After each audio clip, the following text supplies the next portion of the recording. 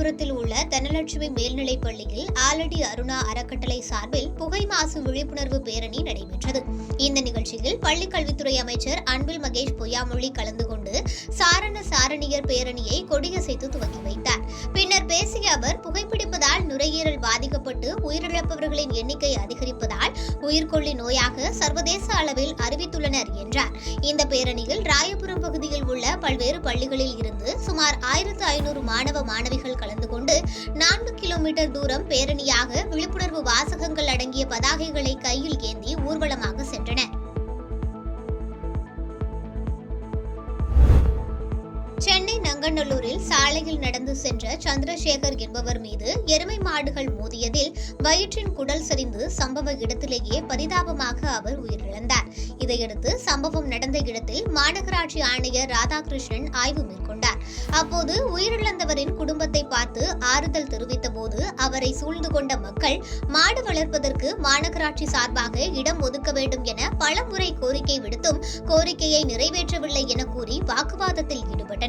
அதனைத் தொடர்ந்து செய்தியாளர்களை சந்தித்த அவர், ஏற்கனவே 2500 ரூபாய் அபராதம் விதித்து வந்த நிலையில் தற்சமயம் அந்த அபராத தொகையை உயர்த்தி 5000 ரூபாய் விதித்து வருகிறோம். மாடுகள் சாலையில் நடமாடாத வகையில் மாடுகளை வளர்ப்போர் பார்த்துக் கொள்ள வேண்டும் என்று தெரிவித்தார்.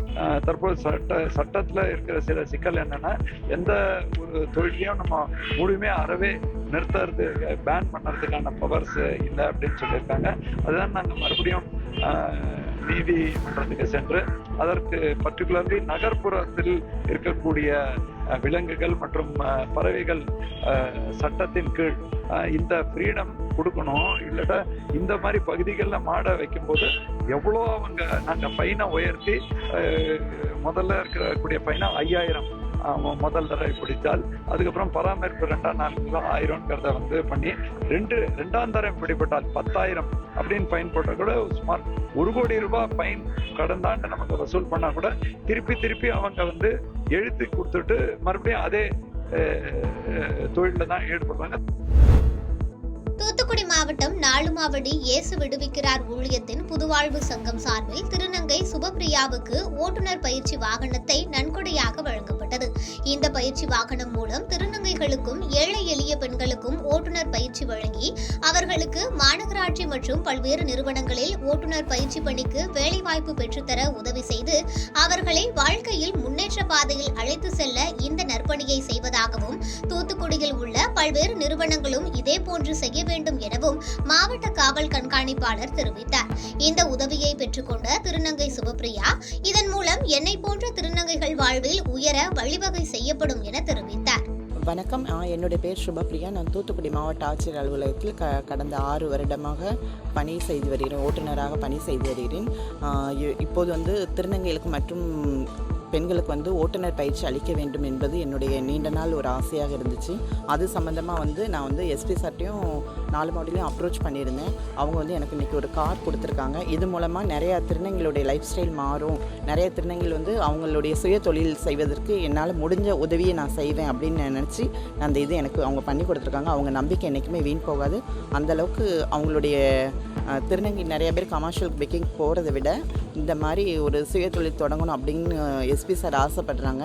அதுதான் எல்லா மக்களுடைய வேண்டுகோளும் அதுதான். அதனால இந்த டிரைவிங் படித்து கார்ப்பரேஷனில் குப்பை வண்டி ஓட்டுற வேலையை கேட்டிருக்காங்க. மாநகராட்சி ஆணையர்கிட்டையும் அவங்களும் தரதுக்கு ரெடியாக இருக்கிறாங்க.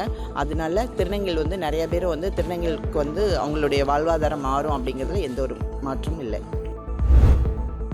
காரைக்கால் அடுத்த கிளிஞ்சல்மேடு மீனவ கிராமத்தைச் சேர்ந்த கிருஷ்ணராஜன் என்பவருக்கு சொந்தமான விசைப்படகில் கடந்த டிசம்பர் 6ஆம் தேதி காரைக்கால் மீன்பிடி துறைமுகத்திலிருந்து 13 மீனவர்கள் மீன்பிடிக்க சென்று மீன்பிடித்துவிட்டு டிசம்பர் 9ஆம் தேதி அதிகாலை கரை திரும்பிய போது எல்லை தாண்டி மீன்பிடித்ததாக கூறி இலங்கை கடற்படையினர் காரைக்கால் மீனவர்கள் 13 பேரை கைது செய்தனர்.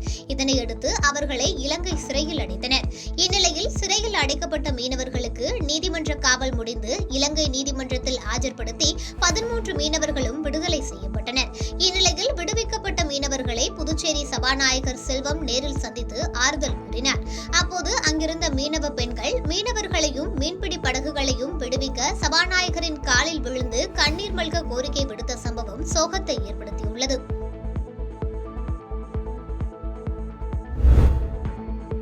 நகராட்சியிலிருந்து வெங்கடேசன் என்பவருக்கு சொந்தமான பயணிகள் மினி பேருந்து ஓட்டுநர் பர்குணன் என்பவர் ஓட்ட வளர்ப்புறம் நோக்கி சென்றது.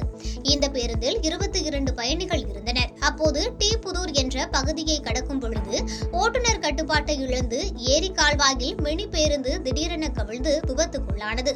இந்த விபத்தில் 5 பெண்கள் உள்பட 10 பேருக்கு லேசான காயங்கள் ஏற்பட்டது. தொடர்ந்து திருத்தணி போலீசார் சம்பவ இடத்திற்கு சென்று மினி பேருந்து ஏரி கால்வாயில் கவிழ்ந்ததற்கான காரணங்கள் குறித்து ஆராய்ந்து விசாரணை மேற்கொண்டு வருகின்றனர்.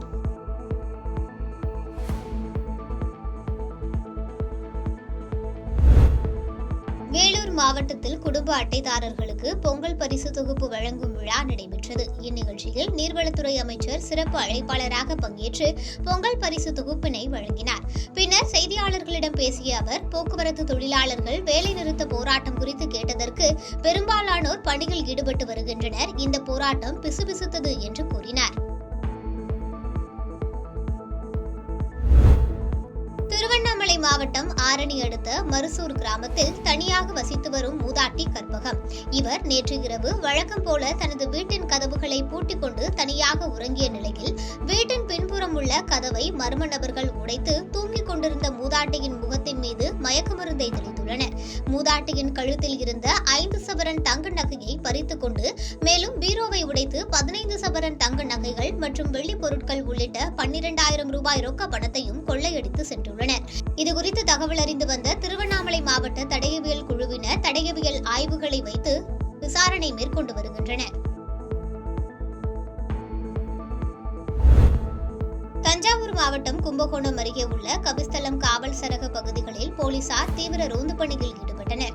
அப்போது போலீசாருக்கு கிடைத்த ரகசிய தகவலின் பேரில் கபிஸ்தலம் அருகே உள்ள வன்னியடி கிராமம் வடக்கு தெருவைச் சேர்ந்த விக்னேஷிடம் விசாரணை செய்ததில் அவர் குட்கா போன்ற பொருட்களை விற்பனை செய்து வருவது தெரியவந்தது.